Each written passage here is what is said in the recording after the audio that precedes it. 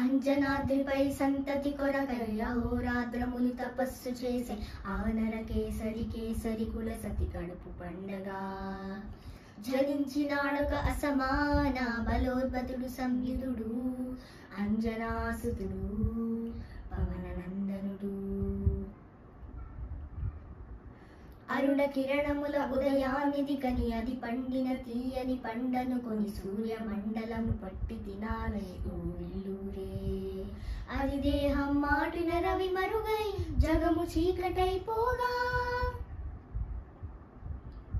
అది అమరేంద్రుడు గమనించి తన ఐరావతమధిరోహించి ఆంజనేయుని సమీపించి తన వజ్రాయుధమును విసరగా అది పవననందనుని హనుముని తాగా చిందిన రక్త బిందువే విద్యుద్వేగముతో ధరణీశ్వరి గంగ కడలిలో చచ్చి గంగ కడలి అట్టడుగున గల శ్రీరంగ శక్తి గర్భము చేరియట.